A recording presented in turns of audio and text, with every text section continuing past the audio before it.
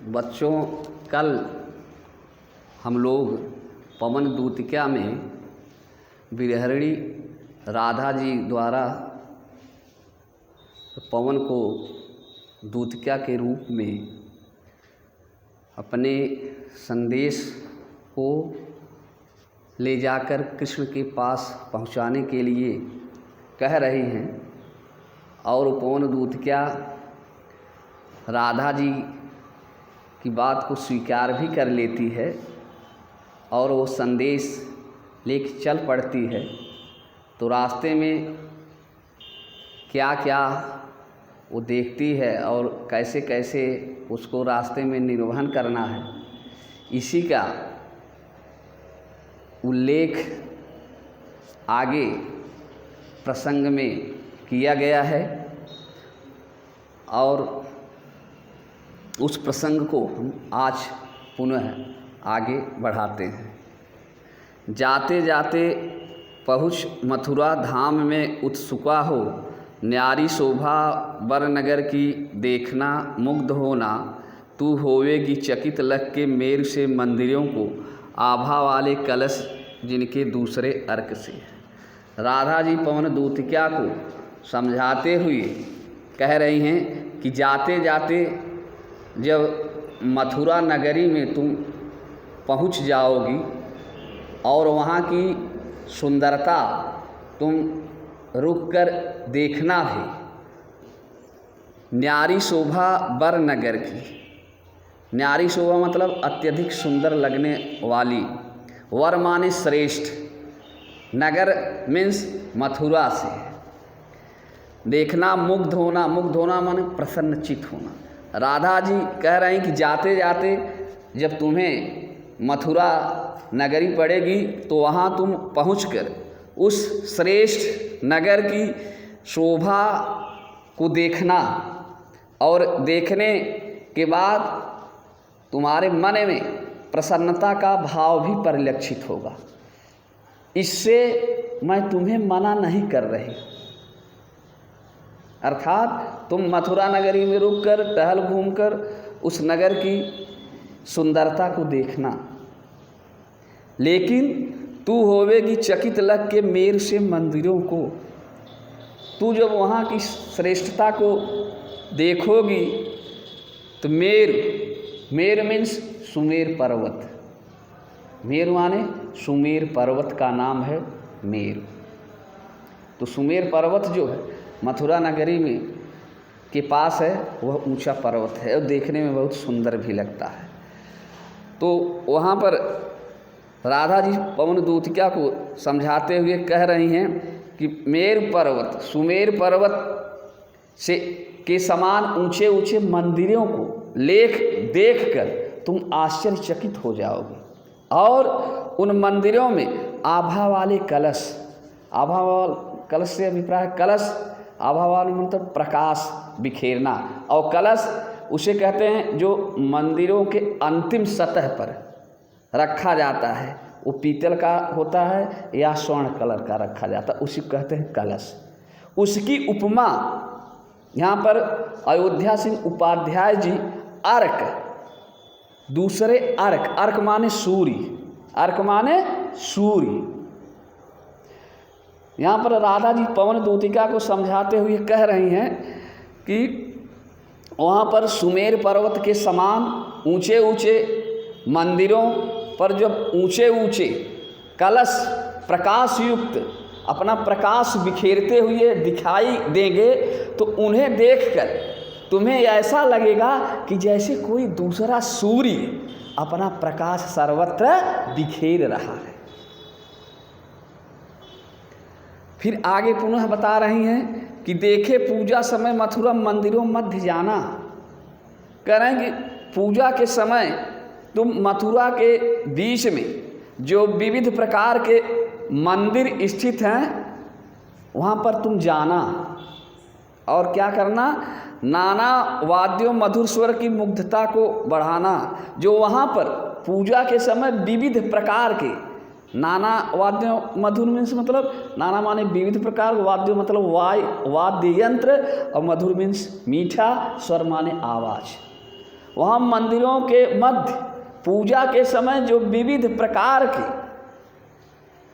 मीठा स्वर बिखेरने वाले जो वाद्य यंत्र बजाए जाते हैं, उनकी आवाज़ को सुनकर तुम जो है उनके मध्य उपस्थिति अपनी दर्ज करा करके उसको तुम जो है और अत्यधिक बढ़ा देना। अत्यधिक बढ़ा देना अभिप्राय इसमें यह है कि राज छिपा हुआ है, जैसे जब हवाएं चलती हैं तो वहाँ जो विविध प्रकार के मधुर वाद्य यंत्र लगे हैं तो घंटे घड़ियाल जो है आपस में बजने लगते हैं हवाओं के चलने के कारण। आई बात समझ में ना। तो वही राधा जी यहाँ बता रही, तो उस समय जो है उनकी सुंदरता को तुम और अत्यधिक बढ़ा देना, प्रसन्नता को अत्यधिक बढ़ा देना। किवाले के रुचिर के शब्दकारी फलों को, लेकिन किस प्रकार बढ़ाना वो बता रही। उपमा अलंकार भी यहाँ पर है, अयोध्या सिंह उपाध्याय हरिओत जी यहाँ दिए हुए हैं। किवाले रुचिर की, किवा माने अथवा, किवा माने अथवा, ले लेकर, रुचिर मतलब मन को अच्छा लगने वाला, तरु माने वृक्ष, शब्दकारी मतलब आवाज़ देने वाले, फलों मीन्स फल। फल बहुत सारे ऐसे होते हैं कि जब पक जाते हैं वृक्षों में तो आप तोड़िए तो उसमें जो है बजते हैं। इस प्रकार के फल भी जो है वृक्षों में होते हैं। तो वही यहाँ पर उपमा अलंकार है। राधा जी पवन दूतिका को समझा रहे हैं कि मंदिरों के मध्य जो तुम्हें अच्छा लगने वाले विविध प्रकार के वृक्षों में जो है शब्दकारी फल लगे हुए हैं, तुम उनको ले लेना और धीरे धीरे मधुर रव से मुग्ध हो बजाना। तो धीरे धीरे जो है मधुर माने मीठी, रव माने आवाज़ में जो है मुग्ध माने प्रसन्न होकर तुम बजाना। तो धीरे धीरे जो है मीठी आवाज़ में प्रसन्न पूर्वक होकर तुम जो है उन फलों, शब्दकारी फलों को बजाना, जिससे उन मंदिरों के मध्य जो है पूजा के समय सुंदरता उनकी बढ़ जाए, उनमें आकर्षण बढ़ जाए। आई बात समझ में। पुनः आगे राधा जी पवन दूतिका को समझाते हुए कह रहे हैं कि और क्या करना जब मंदिरों के मध्य यह स्थिति हो, तो तू देखेगी जलद तन को जा वहीं तदगता हो। तो तुम उन मंदिरों के मध्य जलद तन, जलद मतलब सांवले रंग के जल से युक्त बादल, तन माने शरीर, तन माने शरीर। यहाँ पर उपमा है, किसकी उपमा है? भगवान श्री कृष्ण के शरीर की। भगवान श्री कृष्ण कैसे थे? सांवले रंग के। तो यहाँ पर उपमा जो है उन सांवले रंग के बादलों के समान जो है उनके शरीर की उपमा अयोध्या सिंह उपाध्याय जी दिए हुए हैं। और वही उपमा राधा जी जो है बता रही पवन दूतिका कि तू देखेगी वहाँ बादलों के समान श्याम वर्ण वाले, श्याम शरीर वाले, वहीं तदगता माने स्थित, तदगता माने स्थित, वहीं पर सुंदर सांवले शरीर वाले श्री कृष्ण विराजमान होंगे। होंगे लोने नयन उनके ज्योत उत्कीर्णकारी, होंगे लोने, लोने माने सुंदर, लोने माने सुंदर, नयन माने नेत्र, आँखें, उनके माने किसके? कृष्ण की। ज्योति उत्कीर्णकारी मतलब ज्योति माने प्रकाश, उत्कीर्णकारी मतलब फैलाना, ज्योति माने प्रकाश, उत्कीर्णकारी माने फैलाना। और वहाँ पर जो है उनके सुंदर नयन सर्वत्र जो है प्रकाश बिखेर रहे होंगे। वहाँ पर उनके सुंदर नयन, सुंदर नेत्र जो है सर्वत्र प्रकाश बिखेर रहे होंगे। मुद्रा होगी वर वदन की मूर्ति सी सौम्यता की, मुद्रा होगी वर वदन, वर माने श्रेष्ठ, वदन माने शरीर, मूर्ति सी, मूर्ति सी मतलब मूर्ति की जैसी, सौम्यता माने सुंदरता। और उनके शरीर की मुद्रा जो है जैसे सुंदर मूर्ति एक जगह स्थित होकर अपनी सुंदरता को बिखेरती है, ठीक उसी प्रकार कृष्ण के सुंदर शरीर जो है उस समय सुंदर मूर्ति के समान जो है अपनी सुंदरता को बिखेर रहे होंगे। और क्या बता रही हैं कि सीधे साधे वचन उनके सिक्त होंगे सुधा से।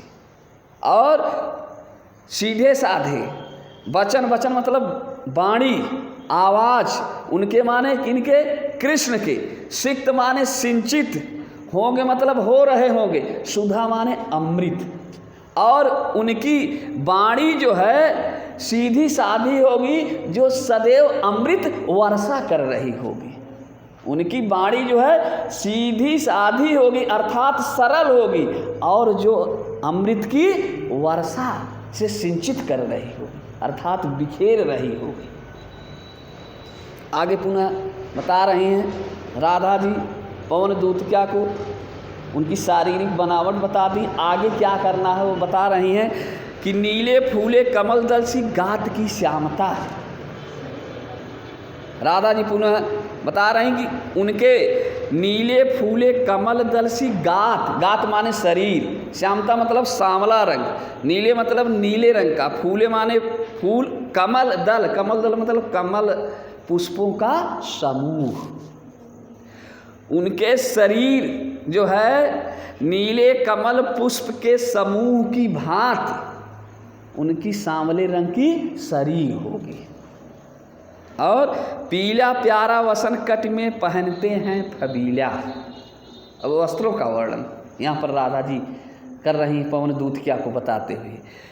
पीला प्यारा वसन कट, पीला पीला रंग, प्यारा मतलब सुंदर, वसन माने वस्त्र, कट कमर, पहनते हैं मतलब पहनना, फबीला माने सुंदर, फबीला माने सुंदर। जैसे हम आप वस्त्रों को धारण करते हैं तो जानते हैं, एकांत अपने इष्ट मित्रों से, सखी सहेलियों से पूछते हैं काहू फबत बा, सुंदर लागत बा, वही फबीला शब्द, देशज शब्द है हिंदी का। तो राधा जी पवन दूतिका को समझाते हुए कह रही हैं कि वे पीला सुंदर वस्त्र को धारण करते हैं और कट कट माने कमर में लपेटे भी रहते हैं, पहनते मतलब वही लपेटना, फबीला माने सुंदर। वे पीला सुंदर वस्त्र धारण किए हुए होंगे और अपने कमर में उसको जो है लपेटे हुए होंगे, जो देखने में बहुत सुंदर लग रहा होगा। छोटी काली अलक मुख की कांति को है बढ़ाती। छोटी काली अलक मुख की, छोटी काली से मतलब है बाल का गुच्छा, अलक अलक माने बाल, मुख माने मुख, कांति मतलब शोभा या चमक, बढ़ाती मतलब बढ़ाना। और उनके मुख पर बालों की जो गुच्छा है, जो समूह है, वो लटकता हुआ होगा, जो उनके मुख के प्रकाश को जो है सुंदरता को बढ़ा रहा होगा। सदस्त्रों में नवल तन की फूटती सी प्रभा है। सदस्त्रों, और उनके वस्त्रों में नवल माने नवीन, तन माने शरीर, उनके शरीर में जो है, उनके शरीर से जो है एक विशेष प्रकार की प्रभा, प्रभा माने प्रकाश, प्रभा माने प्रकाश बिखेर सी रही होगी। उनका ऐसा सुंदर शरीर है। आगे पुनः राधा जी पवन दूतिका को समझाते हुए कह रही कि सांचे ढाला सकल बपु है दिव्य सौंदर्यशाली। सांचे मतलब सांचा, मतलब जिसमें ढाल कर किसी वस्त्र को बनाई जाए, उसे कहते हैं सांचा। ढाला मीन्स ढालना, सकल माने संपूर्ण, बपु माने शरीर, दिव्य माने अलौकिक, सौंदर्यशाली माने सुंदरता से परिपूर्ण। उनकी सुंदर शरीर देखने में ऐसी लगती है कि जैसे किसी सांचे में ढालकर बनाई गई हो, और जो देखने में बहुत सुंदर लग रही हो।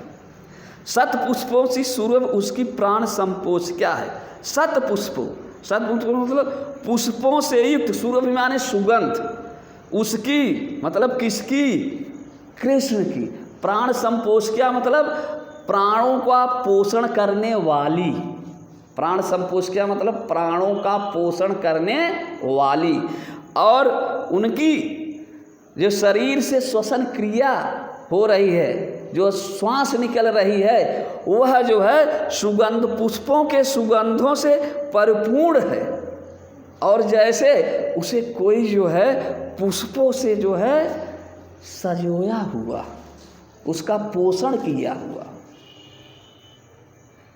दोनों कंधे वृषभ वर से बड़े ही सजीले, उनके दोनों कंधे, कंधा आप समझते हैं ना, ये उनके दोनों कंधे जो है वृषभ वर, वृषभ मतलब साण और वर माने श्रेष्ठ, उनके दोनों कंधे जो है श्रेष्ठ साण की भांति शक्तिशाली हैं और बड़े ही सजीले, सजीले माने सुंदर, और जो देखने में बहुत सुंदर भी लग रहे हैं। लंबी बाहें कलभ करसी शक्ति की पेटिका है, और उनकी लंबी लंबी बाहें जो है कलभ करसी, कलभ करसी मतलब हाथी के सूंड की भांति, कलभ करसी मतलब हाथी के सूंड की भांति, उनके बाहों की उपमा यहाँ पर दी जा रही। लंबी बाहें कलभ करसी शक्ति की पेटिका, और उनकी लंबी लंबी बाहें जो है हाथी के सूंड की भांति अपूर्व शक्ति वाली हैं। शक्ति पेटिया मतलब शक्ति माने बल, पेटिया मतलब पेटी खजाना जिसमें रखा जाता है, उसी पेटी कहते हैं ना। आई बात समझ में? उनकी लंबी लंबी बाहें जो हैं वो हाथी के सूंड की भांति अपूर्व शक्ति वाली हैं। आई बात समझ में ना। और पुनः राधा जी पवन दूतिका को समझाते हुए कह रही, और क्या है उनके शारीरिक बनावट की बात, कहना कि राजाओं सा सिर पर लसा दिव्य आपीड़ होगा। और पुनः जो है राधा जी पवन दूतिका को समझाते हुए कृष्ण की पहचान बता रही हैं कि राजाओं सा सिर पर, कह रहे हैं राजाओं की भांति कृष्ण के सिर पर लसा दिव्य, लसा मतलब आसीन, दिव्य माने अलौकिक, आपीड़ माने मुकुट होगा, और उनके सिर पर राजाओं की भांति अलौकिक मुकुट सुशोभित हो रहा होगा, अर्थात वो धारण किए हुए होंगे। और शोभा होगी उभय श्रुति में स्वर्ण के कुंडलों की, और शोभा, शोभा माने सुंदरता, उभय श्रुति, उभय माने दोनों और श्रुति माने कान। स्वर्ण, स्वर्ण मतलब सुनहले सोने की, कुंडलों मतलब एक आभूषण जो कानों में जो है पहना जाता है, उसी कहते हैं कुंडल। तो उनके दोनों कानों में सोने के सुंदर कुंडल सुशोभित हो रहे होंगे, अर्थात उनके दोनों कानों की सुंदरता को जो है सोने के कुंडल उसकी सुंदरता को और अत्यधिक बढ़ा रहे होंगे। और नाना रत्न कलित भुज में मंज केयूर होंगे। नाना मतलब विविध प्रकार के, रत्न कलित मतलब रत्न कलाओं से युक्त, भुज, भुज माने भुजा, यहाँ इस कंधे की और यहाँ इसके भाग को, इसको जो है भुज कहते हैं, इस मध्य भाग को भुज कहते हैं।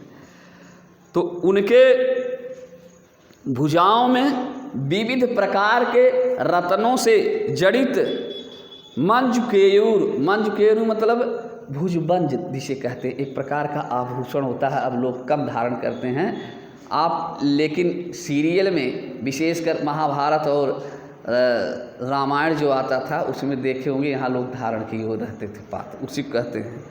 तो विविध प्रकार के रत्नों से जड़ित भुज में जो है वो भुजबंद धारण किए होंगे, जो उसकी सुंदरता, उनके भुजा की सुंदरता को बढ़ा रहे होंगे। मोती माला लसित उनका कंबुसा कंठ होगा, और लसित माने सुशोभित, लसित माने सुशोभित, कंब माने ये कहते हैं कंब शंख को, कंब में सो, हाँ ना, ये कंठ, कंठ माने गला। आई बात समझ में ना, कंठ, कंठ माने गला, और कंब जो है शंख आप देखे हैं, शंख उसी प्रकार का होता है जिसका अगला भाग जो है मोटा होता है, पिछला भाग थोड़ा सा जो है वो पतला होता है, उसकी उपमा यहाँ पर दे रहे हैं कि मोती मालाओं से सुशोभित शंख के आकार की भांति जो है उनका गला सुशोभित हो रहा होगा। आई बात समझ में ना। तेरे में न यह गुण, आगे पुनः राधा जी पवन दूतिया को समझाते हुए कह रही हैं, तेरे में है न यह गुण जो तू व्यथाएं सुनाए।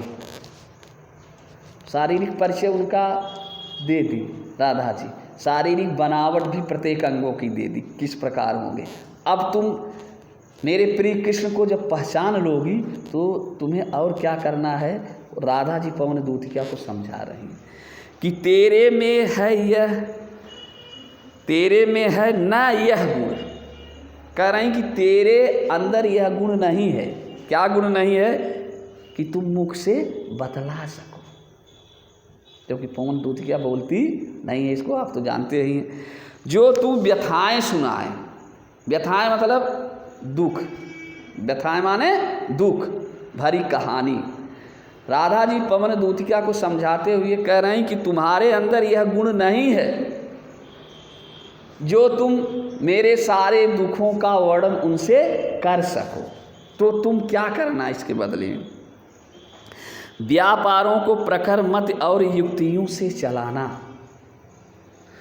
कह रहे हैं कि ये जो तुम व्यापार मतलब जो विविध प्रकार के दुख मेरा कृष्ण के पास पहुंचाना है, उपमा दे रही हैं। तो व्यापारों को प्रखर मत और युक्तियों से चलाना। कह रहे हैं जैसे व्यापार प्रखर माने तेज और मत माने बुद्धि, युक्तियों मतलब उपायों। तो जिस प्रकार व्यापारी लोग जो है अपने तेज बुद्धि और युक्ति से व्यापार को चलाते हैं, ठीक उसी प्रकार तुम अपने जो है तेज बुद्धि और युक्तियों से मेरे दुखों का वर्णन कृष्ण के सामने करना। किस प्रकार करना आगे बता रही हैं। और क्या समझ लो कि बैठे हों जो निज सदन में मेघ सी कांति वाले। कह रही हैं राधा जी पवन दूतिया से, अगर मेरे प्रिय श्री कृष्ण, आई बात समझ ना, अपने निज सदन, निज माने अपने, सदन माने घर, अगर वो अपने घर में, मेघ माने बादल, कांति वाले मतलब चमक वाले। क्यों यहाँ बादल से उपमा दी जा रही है? क्योंकि बादल जो है सांवले और काले रंग के होते हैं, हल्के काले भूरे और सांवले रंग के होते हैं। ठीक उसी प्रकार भगवान श्री कृष्ण की शारीरिक संरचना है, उनका रंग है, इसलिए उपमा दी जा रही है। राधा जी पवन दूतिया को समझाते हुए कह रही हैं कि बादलों के समान, श्यामल रंग के बादलों के समान चमक वाले श्री कृष्ण अगर अपने निजी घर में बैठे हुए हो तो क्या करना तुम? तो चित्रों को इस भवन के ध्यान से देख जाना। तो तुम उस भवन में, भवन माने उस घर में, किस घर में? जिस घर में मेरे प्रिय श्री कृष्ण बैठे हो, तो क्या करना? उस घर के सारे चित्रों को तुम देख लेना। तो चित्रों को इस भवन, एक चित्र नहीं, चित्रों आया, चित्र मतलब बहुवचन है, एक चित्र नहीं होंगे, उसमें बहुत सारे चित्र होंगे। उन सारे चित्रों को ध्यान से तुम देख जाना। आई बात समझ में? तो उन चित्रों को तुम ध्यान से देख लेना। और क्या करना? आगे पुनः बता रही हैं पवन दूतिया को राधा जी, जो चित्रों में विरह विधुरा का मिले चित्र कोई, अगर तुम्हें उन चित्रों में से, आई बात समझ में, कोई विरह विधुरा, विरह विधुरा मतलब दुख से पीड़ित स्त्री, विरह विधुरा मतलब दुख से पीड़ित स्त्री, विरह से पीड़ित स्त्री।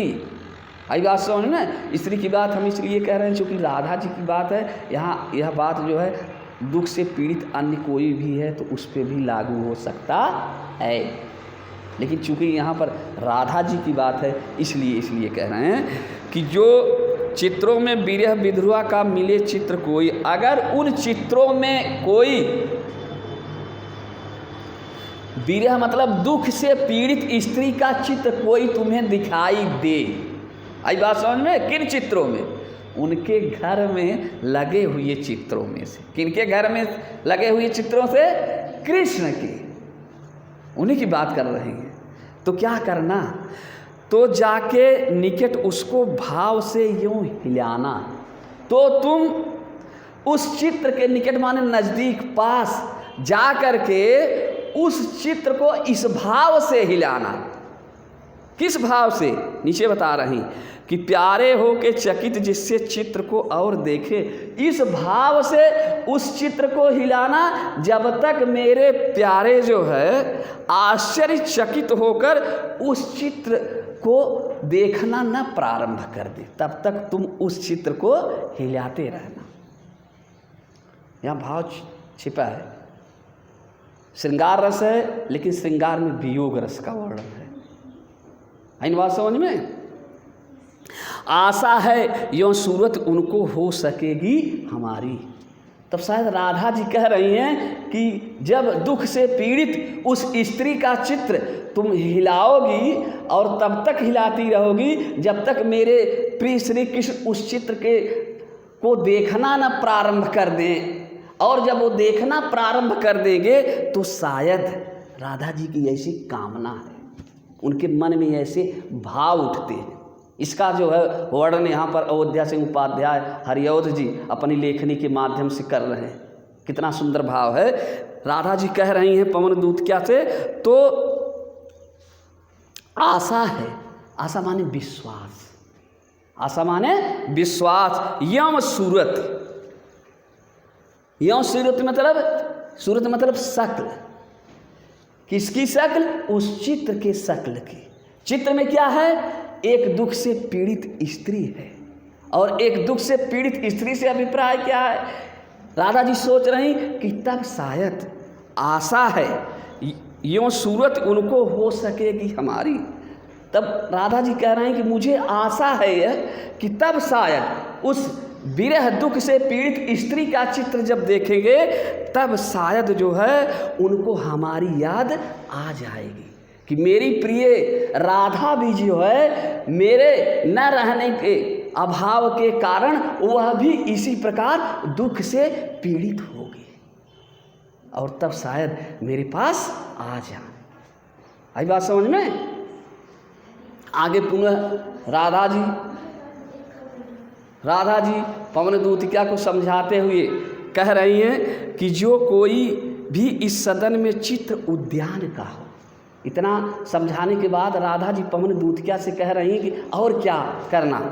कि जो कोई भी इस सदन में चित्र उद्यान का हो, अगर इसके अलावा इस सदन में, किस सदन में? जिस सदन में उनके प्रिय श्री कृष्ण बैठे हुए, उनके सदन की बात, सदन माने घर की बात यहाँ पर राधा जी पवन दूतिका से कह रही हैं। चित्र उद्यान, उद्यान माने बगीचा, उद्यान माने बगीचा।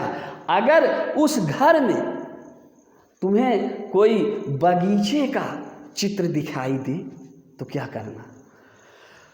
अवहव प्राणी विपुल उसमें घूमते बावले से हो, और उस बगीचे में प्राणी विपुल, विपुल माने अत्यधिक, बावले मतलब पागल, और उस बगीचे के चित्र में पागलों की भांति विविध प्रकार के प्राणी इधर उधर घूमते दिखाई दे।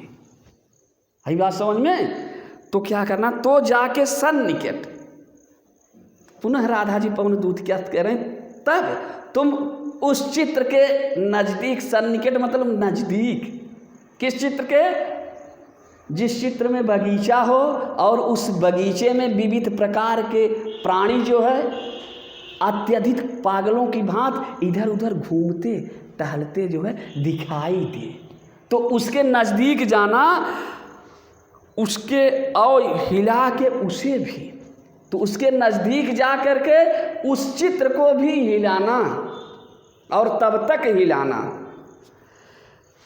जब तक मेरे प्रिय कृष्ण का ध्यान न उस तरफ जाए।